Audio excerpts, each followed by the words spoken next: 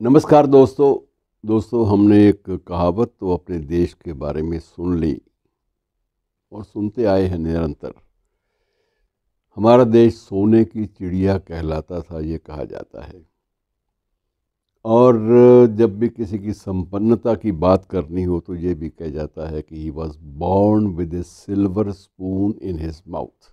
चांदी के चम्मच और उसके मुंह में थे जिस दिन उसका जन्म हुआ। तो ये चीज़ें दोनों, सोना और चांदी जो है, ये आप मानकर चलिए कि दोनों ही हमारे लिए समृद्धि का, संपन्नता का प्रतीक मानी जाती रही हैं। अब हाल ही में सोना चर्चा में इसलिए भी आया कि पहली बार ऐसा हुआ है कि 10 ग्राम सोने का जो भाव है वो 82,000 रुपये से भी ज़्यादा ऊपर चला गया। ऐसा कभी नहीं हुआ। और बिल्कुल 10 वर्ष पहले की बात आप कर लें तो 10 वर्ष पहले यही भाव 42,000, 42,000, 42-43 इसके आसपास भटकता था। और तब भी ये चिल्लाहट होती थी कि बहुत महंगा हो गया सोना। सर, ये आम आदमी की जो औकात है, उसकी जो सामर्थ्य है, उससे बाहर होता जा रहा है। लेकिन चल रहा है मामला। और अब ये सबसे बड़ी बात ये है कि ये बाज़ार की कुछ समझ नहीं आती। बाज़ार किस तरह से चलता है, उसका बर्ताव, उसका बिहेवियर क्या है, इसको समझना कोई आसान नहीं है।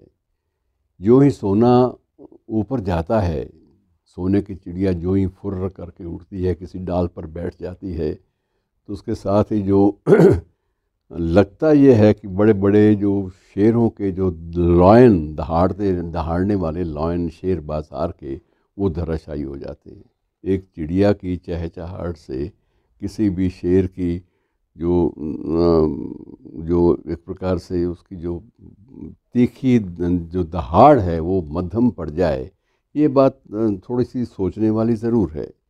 ये ट्रेंड कब से शुरू हुआ, चलिए थोड़ी सी व्यवहारिक बातें भी कर लें। व्यवहारिक बातों में ये है कि जब से श्रीमान डोनाल्ड ट्रंप ने जब से अपने दोबारा चुनाव लड़ने की बात की और उसके साथ साथ ही अपनी आने वाली आर्थिक नीतियों के संकेत देने शुरू किए, पूरे विश्व में हड़कंप मच गया कि ये श्रीमान जी आएंगे तो निश्चित रूप से डॉलर को ऊपर ले जाएंगे।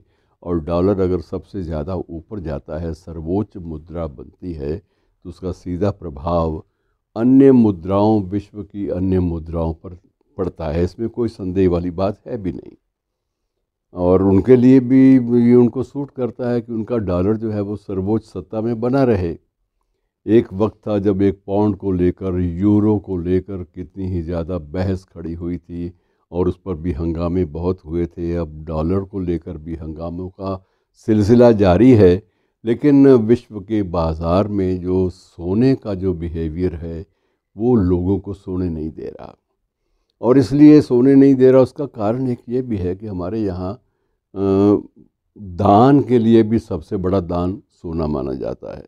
किसी की औकात हो या ना हो, यहाँ तो गोदान के लिए होरी जो है प्रेमचंद का, वो तरसता रहा। और गोदान भी तब कुछ पैसों से, कुछ रुपयों से गोदान हो जाता था। और जिस देश में स्थितियाँ अधिकांश लोगों के साथ ये रही हों, वहाँ स्वर्ण दान की बात करना ये बड़ा अद्भुत और बड़ा अजीब और बड़ा विस्मयकारी लगता है। लेकिन ये होता है मित्रों कि जब भी कभी कोई भी हमारा परिजन, जब भी कभी वो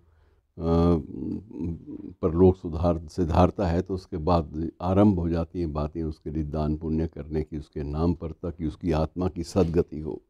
अब सद्गति कराने वाले दुर्गति उनकी कर दे रहे हैं जो बाकी शेष परिजन बचे हैं। सद्गति कराने के लिए जो बहुत सारी शर्तें होती हैं, उनमें सबसे बड़ा दान स्वर्ण दान भी माना जाता है। उसमें हालांकि उसमें गेहूं की प्रवृत्ति, अनाज के भंडार की प्रवृत्ति, वो भी उतनी ही महत्वपूर्ण होनी चाहिए।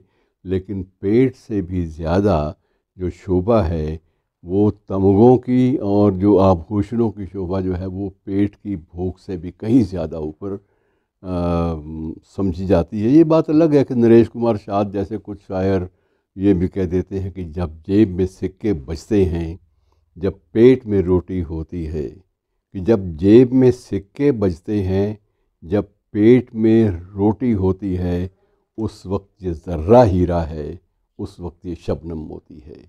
तो ये सिलसिला भी काफ़ी समय से चला आ रहा है और इसकी भी एक प्रकार से जिसकी जो समीक्षा है वो समय समय पर होती रहनी चाहिए, क्योंकि ये सारी की सारी चीज़ें हमारे दैनिक जीवन से जुड़ी हुई हैं। शुक्रिया।